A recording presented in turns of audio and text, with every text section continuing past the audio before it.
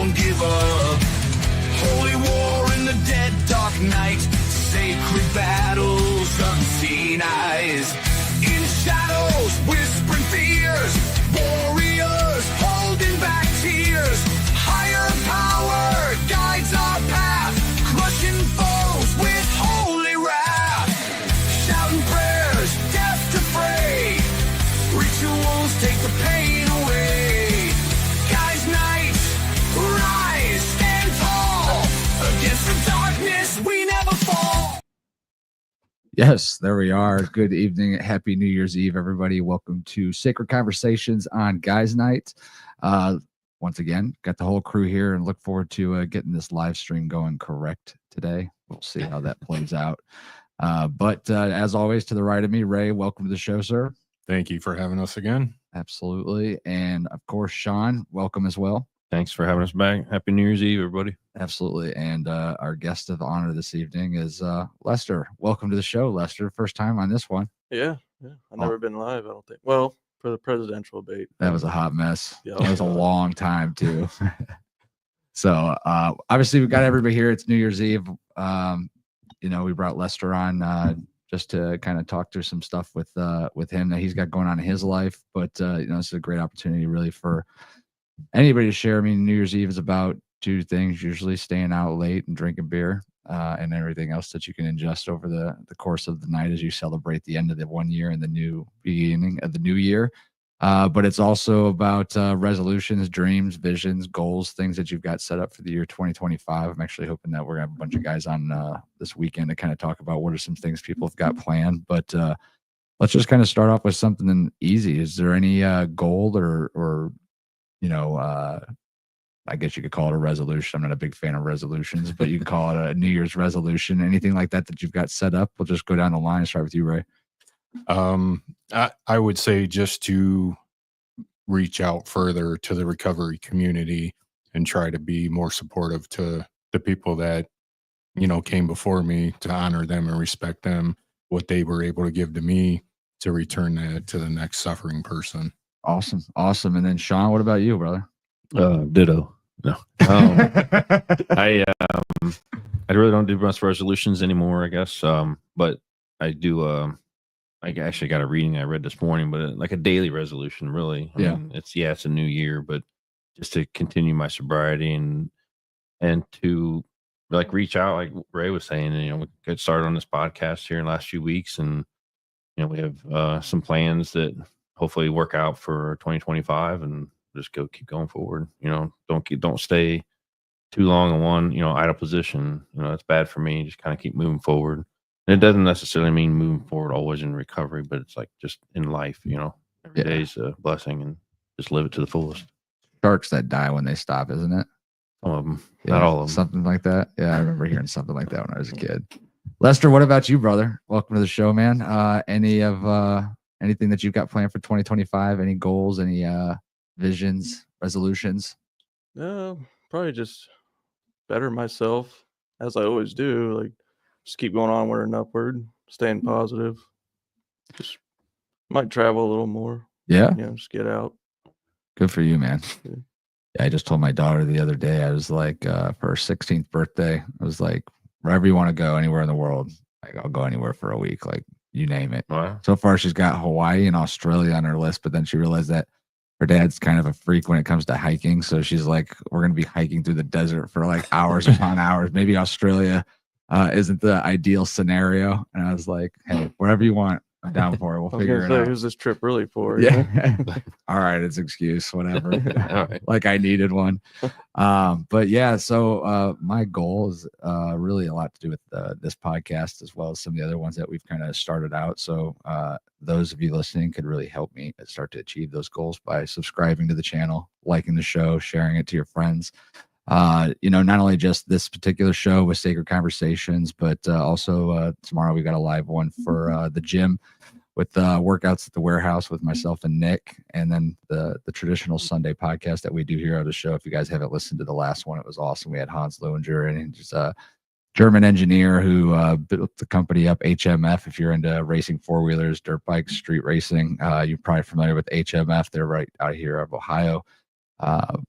big name in Ducati exhaust systems and things like that. But now he does all kinds of cool stuff. And he was on here the other night just talking about some interesting things. And his parents were actually in the Hitler Youth flight pilots club. They flew male, but he's like, they're still part of Hitler's youth. Right. Like, he ended up getting his dad ended up getting like forced down by the Russians, and like the Russians were literally going down the line shooting all the pilots that landed, and they were like 3 or 4 away from his dad, and like one of the German pilots had a grenade that he just randomly threw up, shot that it blew up the dude that was shooting everybody, and then they all just ran. Wow. And it was Wow. I was like, man, dude. And then so interesting guy to have on, and hopefully we'll have more people on. So well, let's get into the night.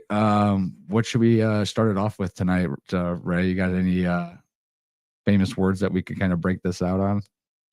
Well, I think the biggest thing would be, like you said, tonight's about drinking and celebrating. And for those of us in recovery, we still want to celebrate and enjoy new things and past accomplishments and new dreams coming forward. But how do we celebrate that without the alcohol? It's a complete total adjustment. You want to be, you're told when we get to AA, hey, you got to change everything but your name, the people you hang out with, the places you go. So everything that you're comfortable with, you are now going to be uncomfortable because everything's going to be all new to you. So I know a lot of meeting places, the bigger ones that are holding like daily meetings and such, they offer like get-togethers. The best thing I can suggest would be like your home groups. You want to get in with them and maybe kind of get together with that core group or hold that meeting. So this way you have a safe environment, it's going to be clean, and just to keep yourself protected and keep people surrounded by you that are like-minded. Do you guys remember your first New Year's being sober? No. Yeah. Yeah, there's been, several, because that was the few hours that I was like forcing myself not to drink. Yeah. Because I was with my fiance or something, it was like maybe during the day, as I go to work, I might have had a drink or 2 or 3, but then it's like I got to sober up. And yeah, I had some New Year's Eves that were supposedly sober. It's not, there's a lot of things that, in recovery that you get with like-minded people, like with Ray and I, we've talked about before. That stuff's funny to us because we're kind of sick-minded, but it's not to like offend anybody, but the people sneak and stuff like that. And I feel bad that I did those things, but yeah, that was the way of life. Sure. Sneaking and hiding. And then Lester, obviously we brought you on here.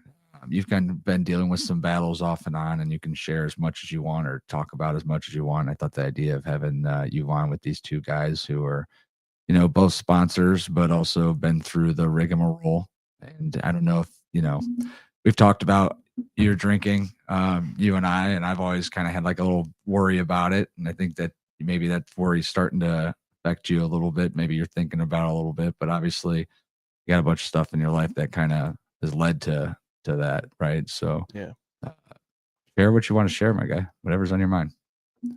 Well, where do I start? That's always the hardest part, is to talk about it. But it's just us 4 here. I know. Well, there's the people I can't see. But I'll just pretend that it's just us. But I think it really got kicked off when I did prison time. I was in for 3 years. I won't go into too much detail about it tonight, but after I got out, it was pretty rough. Couldn't really find a job. Then things started to get a little better. I was still going to church and everything and keeping hope. And it was just one rejection after the other. And then I started getting back into drinking a little bit. Nothing too crazy. It just calmed my nerves a little better. And so once I started, finding like better groups of people to hang out with, some old friends, like were still in my life and everything. So it's not like anybody ever like left me because I went to prison or anything, but I always had the support. Uh, but it's just the internal thoughts that I had coming out was, people are probably thinking this of me. I'm probably being judged because of my past. Nobody's gonna want anything to do with me. They don't want the liability of hiring me. So what do I do? Like, do I just give up and go be some bum somewhere or something? But and then everybody's like, no, no, you can get through this. And out of nowhere, my buddy's uncle hires me and gives me a chance, and that was a big sigh of relief. It really put me in a positive spirit. So for the past 5 years, I've worked there pretty good and steady. Uh, then I had been in a couple of relationships that ended, and those were like the first relationships I've been in like several years. So going back into it, I was like trying to wrestle with telling them about my past and everything and what it ruined the relationship, and yeah, I just keep having those internal questions in my head, what if they this, and this, and I couldn't stop all the commotion in my head. So drinking, of course, calmed that for me. Uh, then like I said, it wasn't to me that bad. It was just having a few beers here and there. Then I got back into whiskey, and yeah, to me, like having a few drinks here and there is not like a big issue. But like what Will said, he was concerned with some nights that I went overboard, and it was because of the last relationship that I was in really hurt. I was very hopeful for that one, and I know it's no excuse to drink, but uh, it definitely numbed the pain for me. And one night, I did a lot of shots of wild turkey, and I made sure everybody saw me just to see who would stop me. And only two people did. And if I had got my truck that night, I wouldn't be here right now. So I thank them. I thank God. Yeah, that's. I mean, I don't want to interrupt your story, but maybe you need just a Yeah, hot second, yeah, Yes, sir, to sir. kind of get freshened up over there. It's so. I guess I've never been to the point where like I couldn't just have one. I know that's something that alcoholics talk about. It's like they just don't have that ability to have one, right? And I'm fortunate because my real father, biological, and my stepfather, they were both alcoholics to the nth degree. How it bypassed me or whatever, I don't know. I do know that if I do go out and drink, and I will take it to the nth degree, right? So like now I just prefer not to.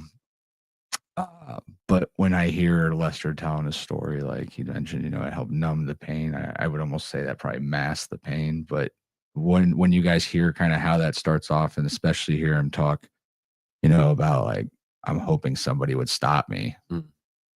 How do you relate to that, or what can you share with that? Well, for me personally, and I've said down here before, I don't think I've ever gone more than a few days over the last 20 years without having like just one or two.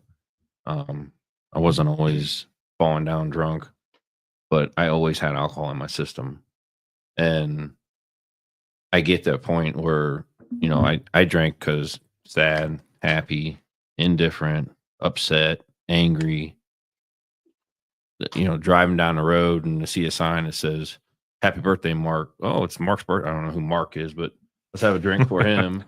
Just any excuse to where it became normal for me to, have one and then I still feel fine. Let's have another one. I'm not going anywhere for another couple of hours. I even know I drove myself there, but that's a couple of hours from now. It's in my mind, I couldn't turn it off. I could convince myself of anything. that, oh, it's only a couple miles away, or it's down the street. You try to justify it. Oh, I justify everything in my life. And, I drive better when I'm drunk yeah. or buzzed. But dealing with all those emotions, worrying about relationships. You know, I lost my first wife left me because of my alcoholism, and fortunately, you know, because of God intervened, and I have who's my fiance now, but she was already done, checked out because of my alcoholism. And I always thought I could fix it. And until, you know, I heard you say you're going to go to church and stuff like that. I love AA, and it's done so much for me and helped me along the way with the steps and how to see things and deal with things, and put me in rooms with like-minded people to share my story and hear their stories and listen to them talk. I'm like, that's me. I did that. I've done that. I'm going to do that. I've hurt somebody doing that, and realize that I need to have AA in my life, but my spirituality with God is what's number one, keeping me sober every day. And if for me, I had to allow him, like he was knocking on my heart in between, you know, my head, between my ears, and, you know, he was there. And I finally just was like, here, God, I can't do it. I've had several DUIs over the last couple decades, and apparently I can't do it. And that was my last straw. And ever since then, that day, I went to Parkman out in Warren, Ohio for 30 days. And I had to get away from the substance and start working on my mind and my brain and retrain everything, you know, lose the people that I hung out with and drank, and which mainly was myself around in Medina. I drank by myself all day long. I didn't drink with anybody because I didn't want anybody to know how much I was drinking. You know, if I go up and order 6 shots and a beer, what do you want? This is for me. You know, I couldn't do that with around people, and everybody would know, even though they already knew. But yeah, God keeps me sober today and every day. That's 4 years and about 7 months or something like that, 8 months. And I just, he helps me every day. That's all I can, you know, I think you need to maybe touch base, come to some meetings, listen to some other people, and dig in your heart and allow God into your heart. And I mean, if you're questioning your drinking, then there's probably a reason for that. That I believe that maybe you should take a really good hard look at yourself. I mean, if you think it's a problem and you've thought about drinking too much and waiting to see if anybody's going to stop you, normal people don't do that. Just my opinion. Yeah, and it's funny because you talk like you drink every day and, you know, et cetera, and you mentioned like you're worried about what people are thinking about you. And I imagine that insecurity is probably some portion of why alcoholics drink. Oh, I did. I had to learn to love myself and who I am. I get self-worth. So like if you're struggling with insecurity and it's easy to just drink, and it's probably maybe easier to hang out with people that are even doing better than you when you're drinking, because then you're maybe the guy who's the life of the party around somebody who's successful or whatever.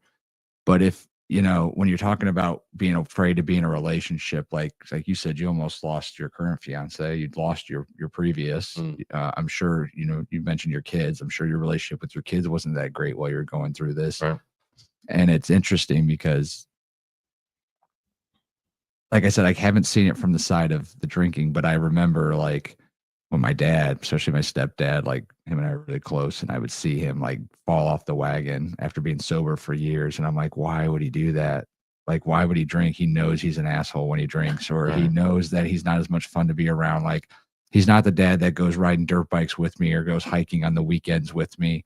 You know, he's not the dad that helps me. He's the dad who gets pissed off if I accidentally knock something over in the house, or he's the dad that like doesn't want to be bothered. He's in the garage drinking and pretending he's not, or whatever the case might be. And it's like, all those stresses and worries you have about what other people are thinking, or finding that woman who you want to be in a relationship with, like, what do you think that they're already looking at you and judging you currently for the status that, like, wow, every time I see him, he's drunk? Like, what kind of relationship is it going to be if he can't come home from work and like want to just go for a walk in the park with me or take the dogs out without having a beer?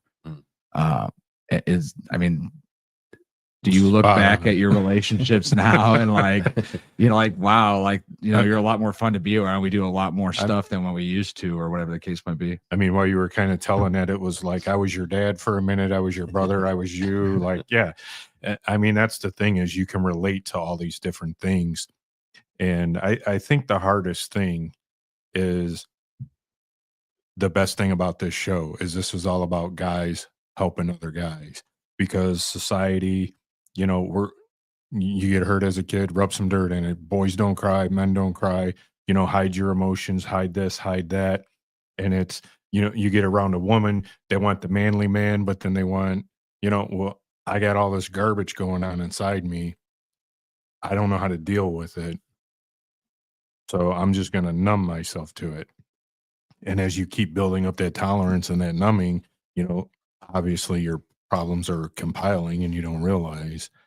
But I would say, if you're, again, like Sean said, you're kind of focused on drinking, pushing yourself past the limit that even you're comfortable with, that you are, to see if anybody's stopping you, to see, like, the main thing you need to do is know that you go to church, you said you're a child of God, you are loved, you were made for a purpose. God knew you before he placed you in your mom's womb. I mean, you're worth something. We all are. And you have to know that. Don't let anybody else tell you. When I was growing up, again, I was very short for my age. I was very thin. I wore Slims. Like, to look at me now, you're like, yeah, right. But I mean, I was bullied and picked on constantly. Lunch money was taken, like book checked in the hallway constantly, tripped, just made fun of. It was an ongoing thing. And that's what I did. I just lacked that confidence of who I was and what I was. And again, when I started getting around people and drinking, I was the idiot. I was never a mean drunk. I was always loud, proud, and out to have a good time. And if you're with me, you're having a good time, and we're going to get enough alcohol and substances to make sure we're having a good time, like, period. It's funny because you say good time multiple times, and like I distinctly remember times that I would go out when, like, especially like if I wasn't like feeling as confident in myself, like, am I gonna talk to a girl, dude? Oh, 3-4 shots later, all of a sudden I could talk to everybody. And I don't know if it's older now or whatever the case might be, but like now I could talk to anybody anytime, say whatever's on my mind. Right. But when you're going through that age, especially in your 20s or whatever, like, you're like, oh, liquid courage is the answer. But I'm curious, Lester, to ask you, like, I hear what you're saying on a lot of the different things, and I'm curious as to why you drink at all. Like, I know you personally. I know that you got a lot going on for you. That you have a lot of things that you could be doing that you would probably enjoy more, whether it's cosplay or, building stuff around the house, adding to your house, things like that. Like, what is it about drinking that, you feel makes it a necessity? Or the words, if I said right now, could you quit drinking right now and not drink tonight when you went out? Like, how does that make you feel? Honestly, I'd tell you no. Yeah.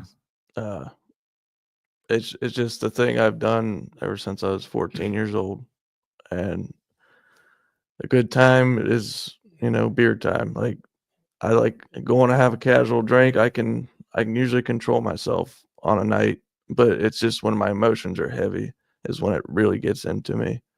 And I want to feel like a numbness almost of just taking a break from being messed up in my head for like one night. But it's like having a million me's inside my head questioning, like sending me like thousands of questions at once. And just like, what are you doing? Like, I can't even explain. Like, it's just like a storm, like a basically like anxiety and everything just accumulating inside your head, and it just stresses me out so bad I want to break. So I drink to calm that, is what I think is going on. But it just makes me feel better, and I know what everybody else is gonna say is, yeah, when you wake up next day, it's not gonna feel so good. Well, it's not even the next day. I mean, Yeah. it's like for 3 days. I mean, like everything that it's interesting because like we always talk about like the hangover the next day or how you feel the next day after drinking. But it literally for me, even now, like if I drink tonight till 1, 2 in the morning, it's what, Tuesday? It would be like Friday morning before I would start to feel myself. And when I say that, I don't mean it to be like, oh, I'm gonna be in the cloud, I'm gonna be hungover, but I mean like I'm depressed. I will only think of all the negative things going on in my life. Like I will feel weak. If I go to the gym, I'll feel like I'm just in like a different person's body. Like I'm not I'm not present. I'm not present in conversations. My brain's less sharp. Like, and this is just because of one night out where I had a great time and I woke up the next day and I try to get up and do my regular things. And like, it'll be 2 days before like, it's like that body regulates itself. So it, and that's one of the things my wife and I always talk about when people are like fighting or when they're drinking and they're drinking every single day. Like, at what point do they just like, I mean, does it ever feel fun? Like, because I feel like at that point you just be in that No, you're just in that your headspace, being in that negative spot all the time. And to me, I look back and like a night out where I didn't drink and I had a great time, like those are the best nights. Oh yeah. Because I wake up in euphoria still the next day, like, man, I had a good time last night. No fights, no arguments. I remember everything, whatever the case, Right. And one thing you said to back up probably about 5 minutes, that like I said, I'm like 4 years and 7 months or something like that. Every day I'm bettering myself with God and in talking with like-minded people like Ray or some of my other friends. Not to like, but you said I can usually control myself. I don't think Will's going out thinking I'm going to try to control myself tonight.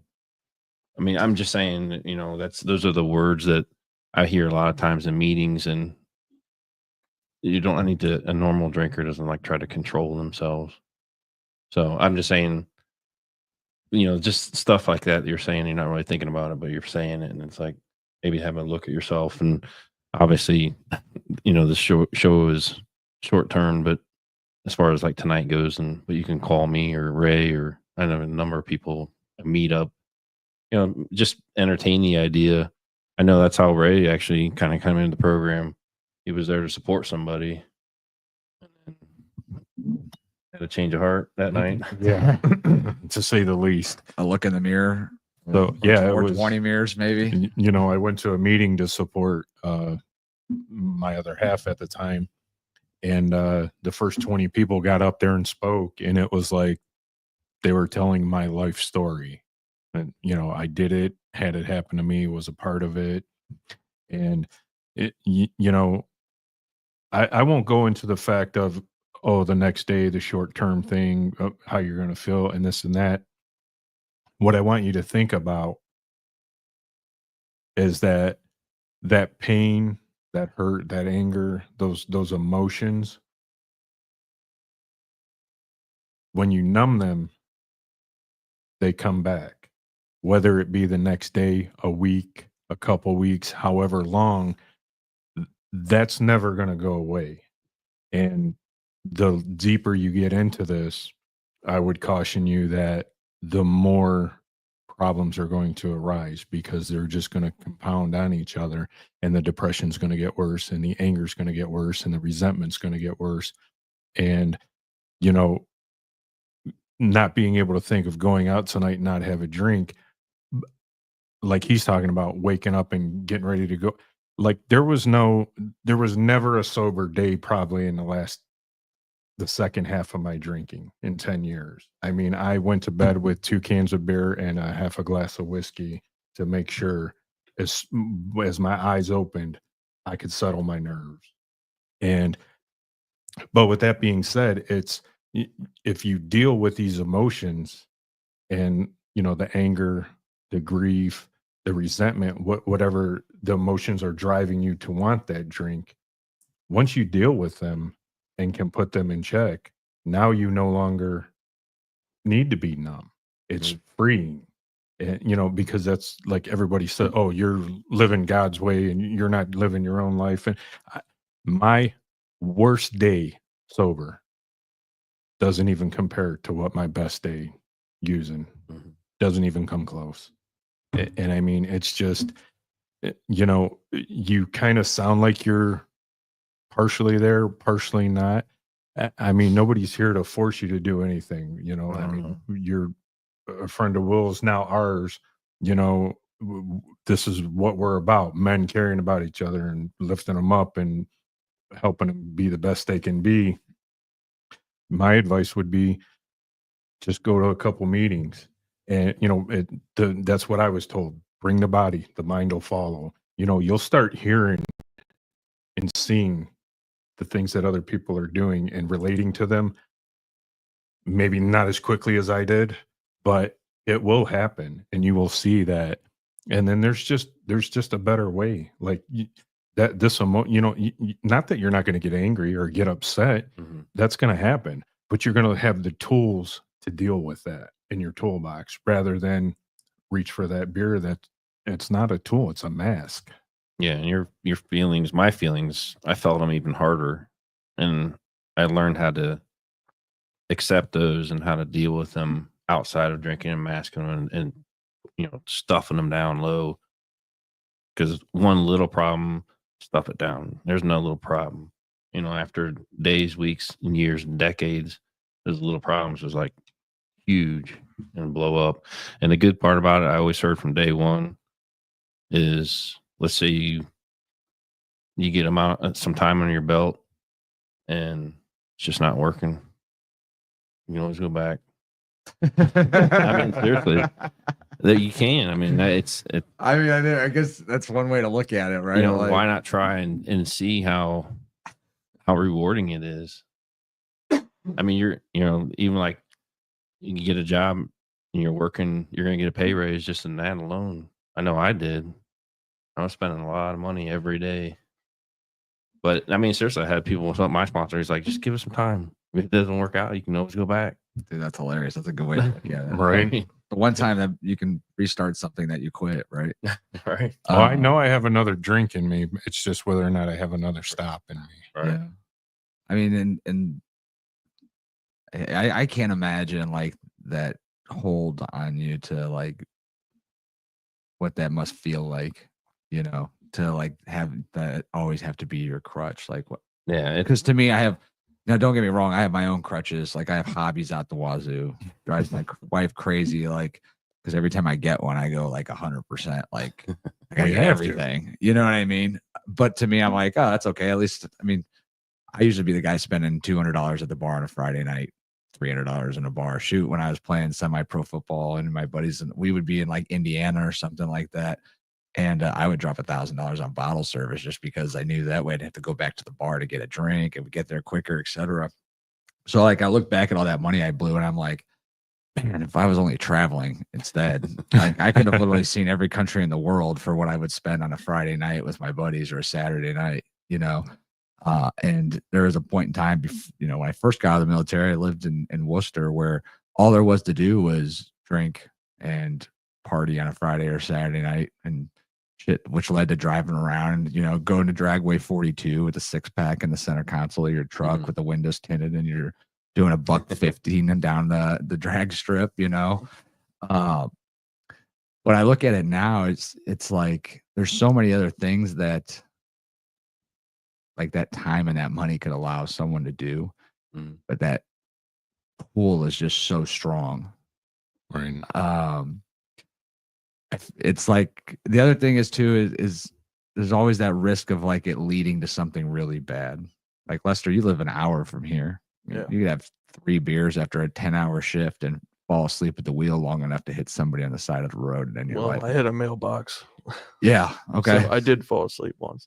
Wasn't even drunk that night. I just was overexhausted just from trying to just go. And I flunked out on sleep. So I just So no I was drinks 2 at all minutes that from night. home and I just blacked out and I woke up, bam, mailbox. I was like, oh geez. No drinking at all that night, like completely stover, or just like one or two. I had 2, but it was like hours before I even went home. So I asked that because I remember when I got my DUI, they had you go.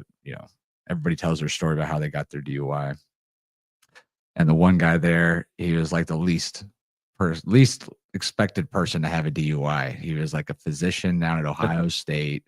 He was like in his 50s. He had the typical like just big goggled, nerdy, like 6'2" lanky guy.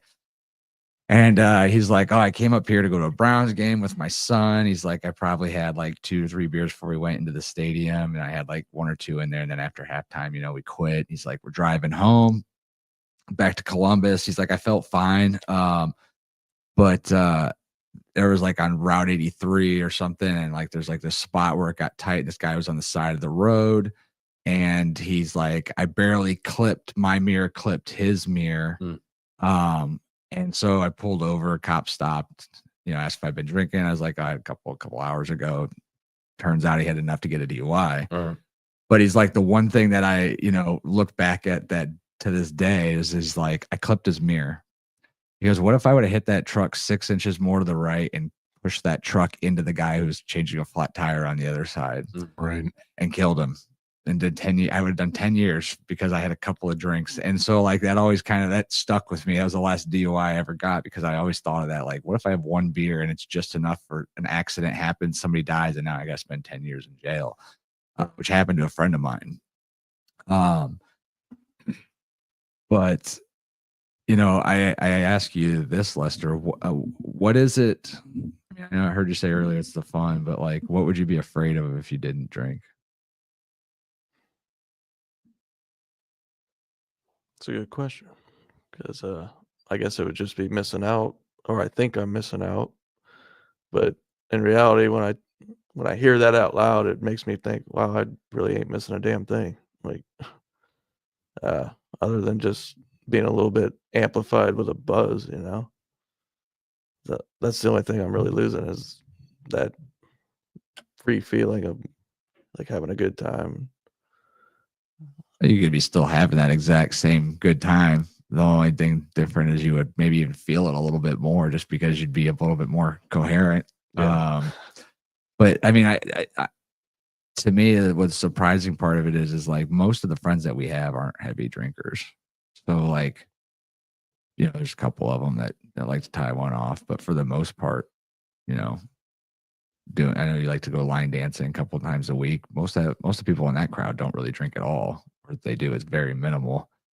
So that's why I asked, like, what is it you're afraid of? Are you afraid does it worry you? And these are just things that I'm coming to my mind. Like, do you worry about people are going to judge you, like, because you quit drinking? Like, they're going to say, like, oh, he quit drinking because he was an alcoholic? Or do you even think people will I think people would applaud it if they saw you, frankly, just knowing some of the people that we mutually know. But what is it is there like this inside part of you that's just like, I can't have fun with these same people if I'm not drinking? I'd say that's probably it. Because I've never really actually asked myself that question. So now that I'm thinking about it, they probably would support that a lot because they always share concern with me. So, but I always just bat it away and say I'm fine, But I'm probably not. I know you said you just kind of started drinking at 14, you said, I think. Yeah. I probably more, I don't know, field parties when I was 16 and 17, 18 and go to college and, start really going up. My alcoholism is very progressive. Took a long time. Had a lot of great moments, get a DUI. Had a lot of great moments, get another DUI. I was still kind of going up, but then over time, those rewards were less and less and less. And, when I went to counseling, they asked me, why do you do this? Or what are you afraid of? And I couldn't answer it. I don't know. And now I can say it's a fear of change. And I knew how I was going to feel for the most part if I drank. And I truly believed that nobody really cared, how I did it or how much I did or what. Um, and it was that fear of change. And, God gave me hope. And I'm telling you right now, for myself, that those emotions, like Will hinted at, like to go to a birthday, to go to a party, to do anything, to sit around and be at peace with myself is way heightened, so much better. And than drinking. I mean, I did it a lot for decades, and I thought I could function. I've always had a job. Had a house, had a car. I had things. I wasn't. My mind of someone that drinks too much is homeless, under a bridge, brown paper bags, can't hold a job, in and out of the drunk tank all the time. Just that. I mean, that was me, but for somehow I had, like I said, I had a car, had a house, had a job, but was not happy. I'm I mean, and that's the biggest thing is you're numbing yourself and you're trying to find what's going to make you happy, and it's never going to be at the bottom of a bottle. Like, I can promise you that. And I've searched every kind of bottle, and I mean, there's not a high out there that I'm not familiar with. You're not going to find it. You're going to find that peace when you start dealing with these emotions. And again, the best way to do that is to get the tools. Where do you get the tools? At the meetings. And don't try to put it. I couldn't put a time on it. Like, okay, I'm going to give it 30 days. I know what I said earlier, but every day got a little bit better. You can't just sit back and not drink. You have to put the work in. You have to go through the steps. You have to talk. You have to be honest. I had to be so honest with myself and God first, and then start working with other people and being honest with them to get the right. If I'm going to a counselor, I'm trying to get feedback. If I'm not being truthful, then they're just telling me what I can manipulate them and see, this is what he said. I can twist that word to where it's in my favor, even though that's not what they really said. But my mind was like, well, I knew he meant to say this. So just honesty is a big part of my program. I'm going to be the advocate for no counselors, at least for me. I had a bad experience. My second wife, we were going to counseling, and then they wanted to do separate. So I want my marriage to work. I'm going to try whatever I can. And here's this lady sitting here with, of course, it was a woman, sitting here with all these degrees and stuff on the wall. And she's asking me these questions, and I'm honestly answering her. And she starts hitting like her panic button. And like she told me flat out, I'm not qualified to help you with what you're telling me. Like, you need to be locked up. And so I left. And I mean, I know what that's like. I know that dark. I can see it in your eyes right now. You're hurting, and this is not to jump on you. This is out of pure love, because I know what you're thinking and what you're feeling, whether you want to admit to it or not. It takes an addict or a drunk to know. We can see it in you, Right. and that's the point of this, is to help you. And don't worry about what anybody thinks. Your true friends, like you said, most of them are probably going to be thrilled. You're vulnerable right now. You want to say, you've actually almost already admitted it. You've all but said the words, I have a problem. Like, you've steered all around it. There's no shame in it, man. There's not. And again, this is out of a place from love that we've been there. We know what it's about. And like his story, let's say you had a couple beers and drove home. You're an hour away. It ain't even you. It's the knucklehead kid texting behind you that bumps into you. Now the police show up. You got alcohol on your breath. You're automatically gone. A DUI nowadays, 10, 15 grand. You're talking about you got out of prison, you were having a hard time finding a job, just then. But then, did you hear the second part of that? You've held a job for 5 years. I know you gotten some raises in that. You had a little bit of energy and a little bit of pep about what you were saying. Amplify that by 1,000 once you stop drinking, and these accomplishments just keep rolling in. And not that everything's going to be great and perfect, but you're definitely not going to make the bad times and the hard times worse. And alcohol and drugs will always do that. Well, and I think too, from an outsider looking in, when you can see someone who's struggling with themselves, and especially if they're drowning in alcohol or they're just struggling in life in general, like it's so easy from the outside, if things are going well with your life, to be like, hey, if you just do this or just try this, it'll get better. And then it's easy for you when you're going through that hard time to be like, yeah, easy enough for you to say, right? Like you're just living this great life right now and blah, blah, blah, blah, blah. So it's like hard to say, like from an outsider, like try to be like, hey, look, I think that if you quit drinking, like you would find a relationship that you would be happy in. I think that you would feel healthier. I think that you would smile more. I think that you would forget that you quit drinking or that you had to quit drinking. You would forget about drinking altogether. Probably within 3 to 6 months, if you were doing a couple other things that were, helping you along that path. For me, and I just had a guy on here the other day.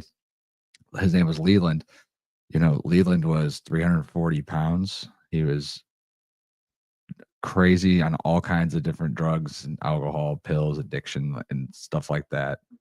And now the guy who's in here the other night, he's shredded, runs like half miles or half marathons and marathons all the time. And I'm not saying you have to be that guy, but what it does tell me is, like, for those of us that are going through hard times and when we're struggling with something, if we could lean on just one thing that we can turn into like a positive, that like no matter what, every day, this one thing makes you feel good for 30 seconds, 5 minutes, an hour, whatever it is. And you can lean on that one thing, and then maybe that one thing becomes an obsession, like, and it's a good thing. Then all these other things these bad things start to just slowly disappear.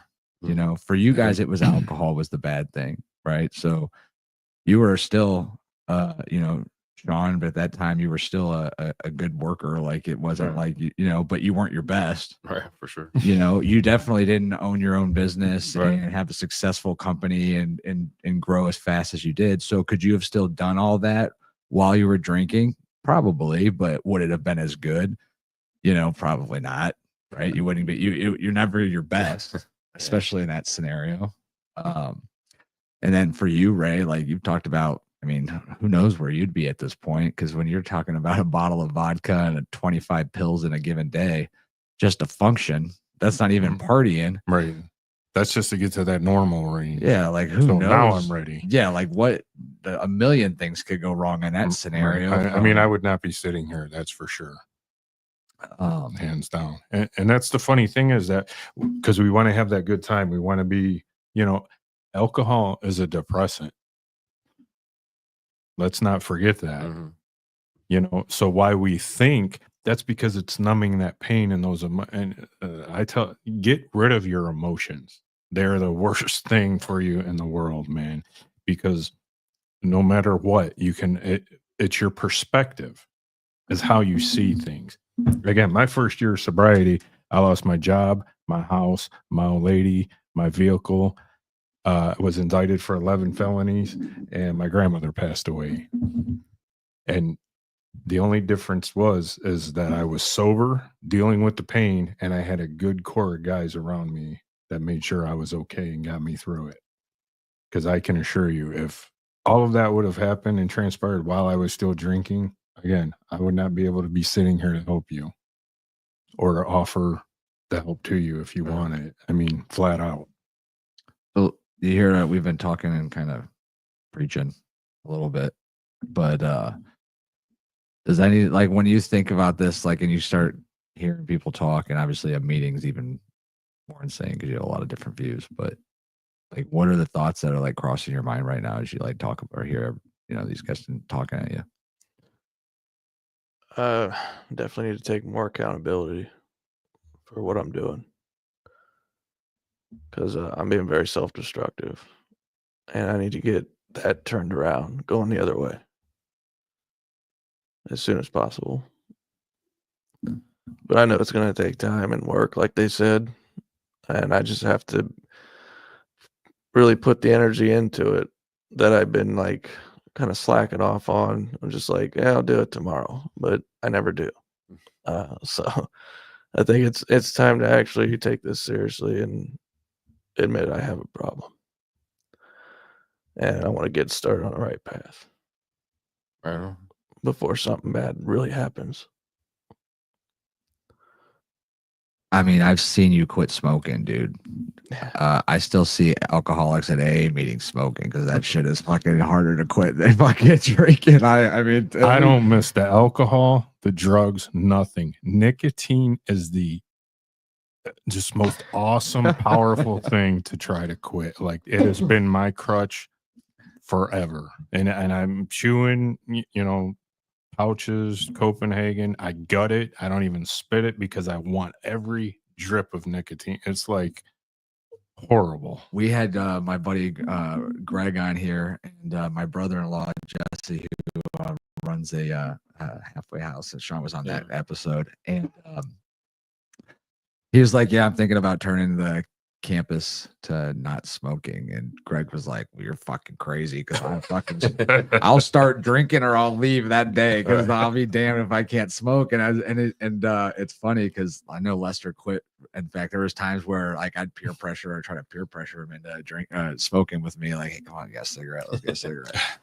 And Scratching like a fiend. so I dude. know what you're capable of. I know that you could just literally put it down if you wanted to, and you could focus on something else that would probably make you happier. Real quick, we got a couple of questions on here. Ethan, thanks for commenting. Our AA meetings open to younger guys, say around 25 years old. Absolutely. Absolutely. Yeah, definitely out there. And if you need some help contacting these guys, they are happy to. Cigarettes make me want to just do blow powder. Laugh out loud. All right. That's funny. Yeah, cigarettes are definitely the hardest thing to do. But if you have some questions about AA meetings, you're in the Ohio area, you can reach out to Ray and Sean here, and they're happy to do so. You can comment below I'll send you a message after the meeting. Okay. Or after the show. But yeah, Lester, I mean, I know what you're capable of, dude. I think that you could drop it right now and not even skip a beat. But that's something that you got to make that decision. So that I'm happy to hear that you're thinking that it might be a problem. And I would say this: be careful with that, because you could feel like you already did something, and then like the next words are as you're leaving here, "Well, I'm gonna have some drinks tonight. I'll just start tomorrow," or well, if I just have one or two, that's okay. I'll just cut. Famous last words. I'll start out by cutting back. So and once again, not the same experience, but if you're struggling with something and you start drinking, you're having a good time, you're out with your friends, everybody's having a good time, and you're starting to feel good, but something goes wrong. The girl turns you down, your buddy gets into an argument with you, somebody calls your name, whatever the case might be. I will tell you that you're going to wish that you didn't have a drink in you at that time to deal with that emotionally, versus if you're drinking to mask all these different things and then something bad happens, like it is at that point a roller coaster of hell just coming down on you. Because I've been in that scenario just with everyday life. Like if work's going really bad and I have to go out a couple of drinks with my buddies, like, and then something else goes bad at the bar, like, great, now I'm drunk, now I'm pissed off, now all this stuff is going on at once. Now I'm not going to feel myself the next day. I probably won't go to work out the next day. Like it just like piles on after that point. So if you want the help, man, I'm there. I'll go hang out with you anytime that you want to stay sober, and I'll stay sober with you without any issues to be a part of that, man. I'd love to see it for you. I think that your life would change so dramatically just because I know what you're capable of. You know, got other people too that would be happy if there's anybody out in the Youngstown Alliance. What is it, Belvedere, Beloit, Beloit area. You know, my boy Lester here is looking to hang out, do something sober. There's probably a lot of guys out that way that have watched the show that are into the gym and things like that. I use that as an excuse. It is a crutch, but it is the easiest one to have, man, because there's plenty of them around and there's plenty of people that like to work out with them. And you being a single guy, there's plenty of women in there too. So, and every day you get to see yourself growing. You know, I'd say if people ask why the gym's so addicting, it's like, well, because if you can constantly, you can't always see when you're doing something every day, like that you're getting better at it. You know, like you could practice baseball every day, but unless you have a game every day, you're watching tape, you don't necessarily know that your swing's getting better. That you go to the gym every single day and you look yourself in the mirror the next day, like you notice that the effort you're putting in is making a difference.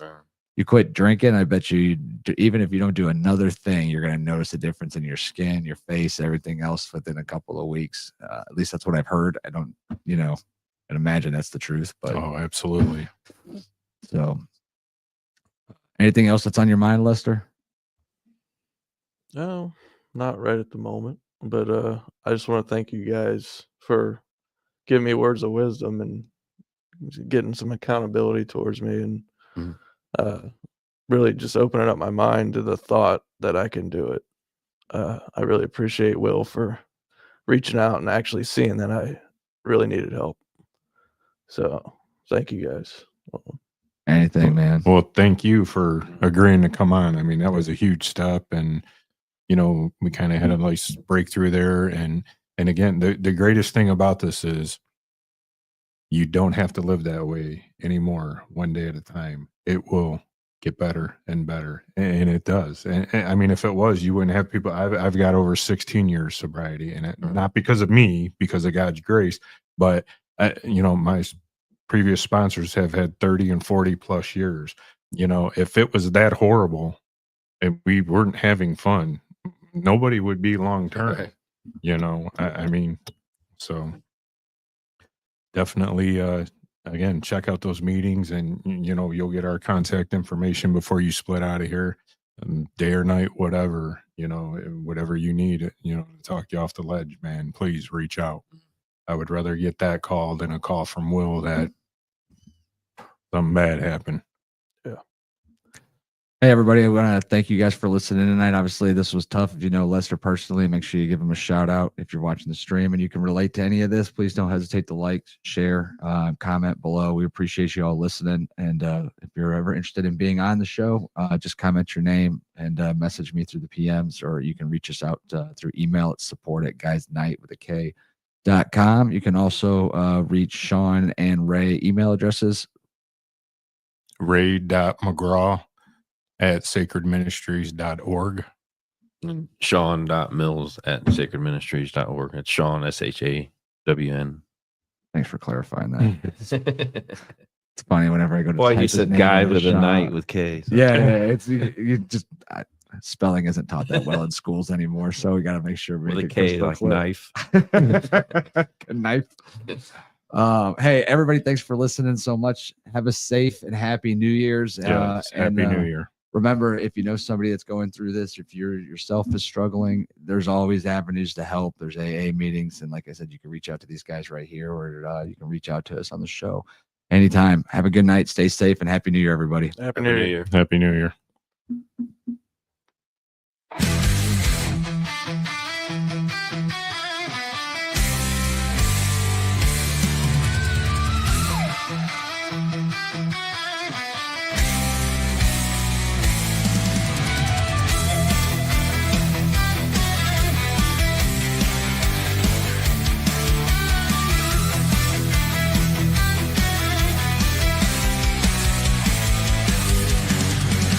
It's Ray